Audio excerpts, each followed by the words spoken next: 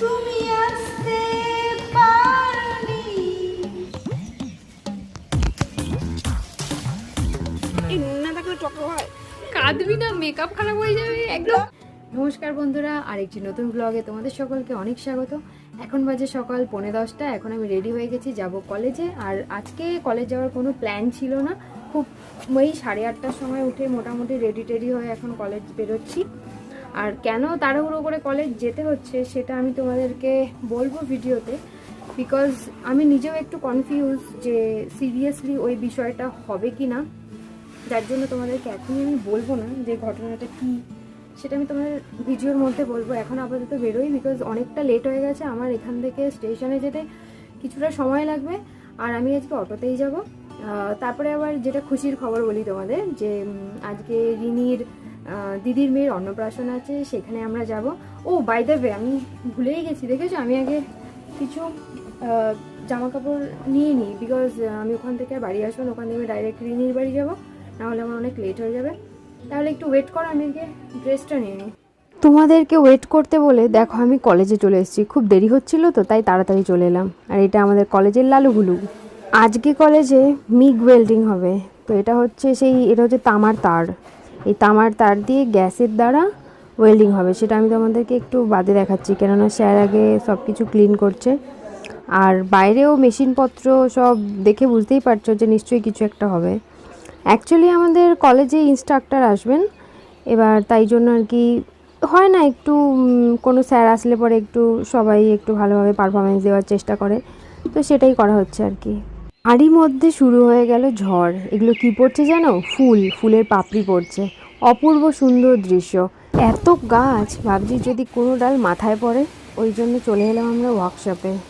সবাই রয়েছি ওয়ার্কশপের ভেতরেই। হ্যাঁ হ্যাঁ আসবি।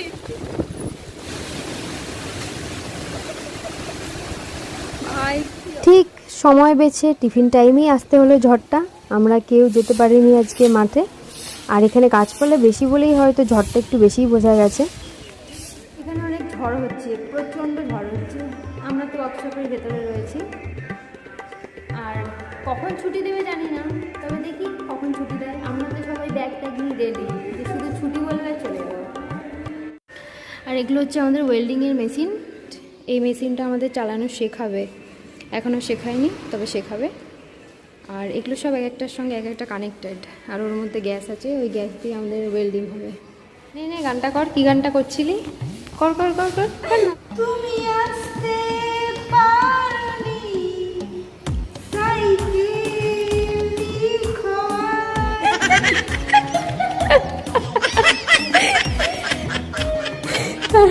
আগে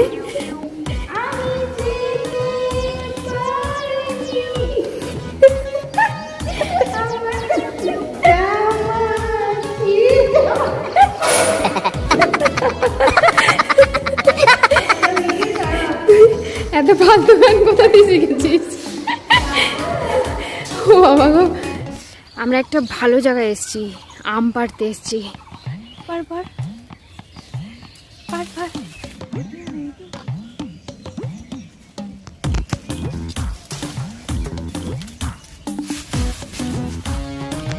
এই দেখো এই দেখো আম দেখো।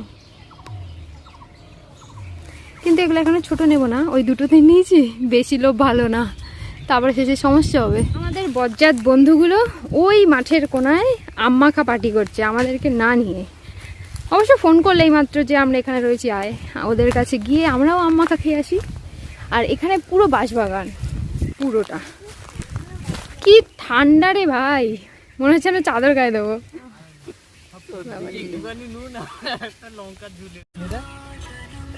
ও ওখান দিয়ে তোরা দেখছি নাকি? ওখান দিয়ে কি করে দেখলি আমাদের? ঠিক আছে নে ইয়া লিখতে পারে মাথায় মারলে ফেটে গেল।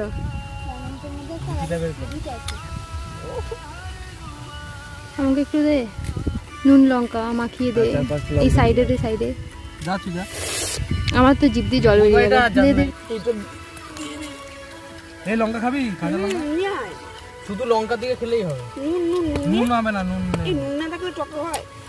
লঙ্কা দারুন। সেই সেই কি রে, তোরা খাবি না? তোরা খা। কলেজটা তো গ্রামের একদম শেষ মাথায়, তো এখানে জমি আর জমি, পুরো ধানগুলো না পেকে রয়েছে।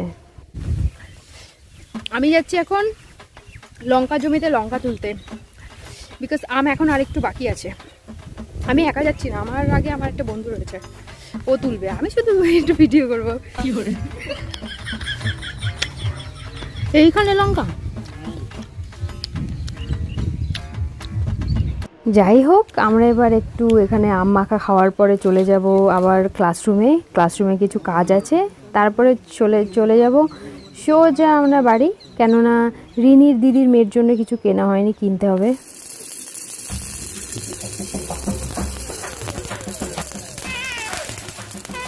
এখন বাজে রাত 6:30। রিনির দিদির মেয়ের জন্য নিলাম একটা হর্স রকার, এবার এটা নিয়ে যাব মিতার বাড়িতে। কাকিমা আমাদের অনেক কিছু খাইয়েছে, পরে একবার যেতে হবে। রাহুর মতো গিলছে। এখন বাজে রাত 7:30, তাড়াতাড়ি রেডি হয়ে গেলাম, রিনির বাড়ি যাব।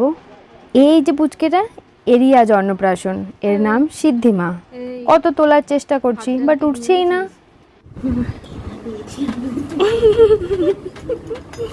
তুমি অন্নপ্রাশনের ভাত খায় এখন কি ঘুম দিতেছ? ওডো ভাত ঘুম থাক না, তোমাকে একটু কুতু কুতু দিই।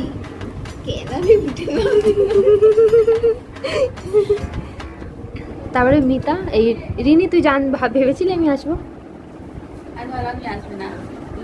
তোকে যা ঢপটা মারলাম, তুই এমনিতেই ভাবলি যাবে। মাকে বলছে মা ওরা আসবে না, আর তারপর মিতাকেই ফোন করলাম। মিতাকে তুই যখন ফোন করেছিস তখন আমি ওর পাশেই ছিলাম।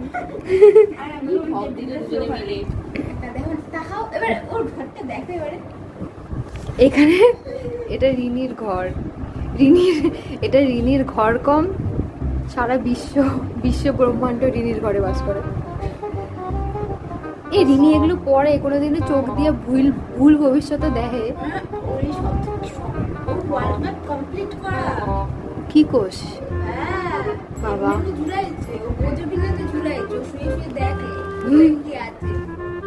কি রে এবার ওঠ, দেখ আমরা তোর সঙ্গে দেখা করতে এসেছি। ওঠ না রে, ওঠ না, উঠলে না উঠবে বাড়ি চলে যাবো। তোর অন্নপ্রাশনে সব অন্ন খায় চলে যাবো। ওঠ ওঠ না, ওঠ ওঠ। আমার জামা কাপড় কাচবো তো, তোর মধ্যে কি জামা কাপড় না গাই জায়গায়। ওঠ না, ওঠ না। ওকে আমার বিরক্ত করতে সত্যি ভালো লাগছে না, কিন্তু ওর সঙ্গে আর দেখা হবে কিনা আমি তো জানি না, আমি তো বাড়ি চলে যাব, ওই জন্যই ওকে একটু বিরক্ত করছি। অনুষ্ঠান শেষে লিপস্টিক দেওয়ার মানেটা কি? কোনো মানে নেই।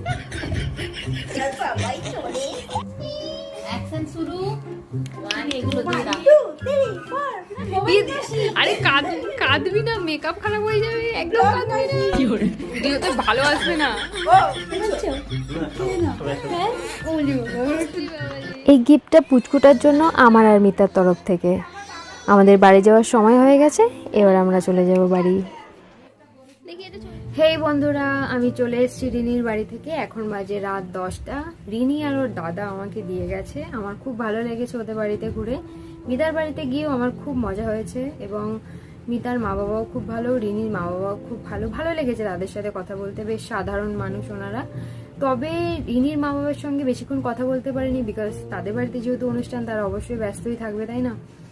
তো কখনো আবার রিনির বা মিতার বাড়ি সুযোগ পেলে অবশ্যই যাব। আর আজকে সারাদিন যেভাবে গেছে তোমরা তো জানোই, সকাল থেকে রাত পর্যন্ত আমি কলেজে গেলাম, কলেজ থেকে ডাইরেক্ট মিতার বাড়ি গেছি, মিতার বাড়ি থেকে রিনির বাড়ি গেছি, তারপরে বাড়িতে এলাম এই রাত 10টার সময়।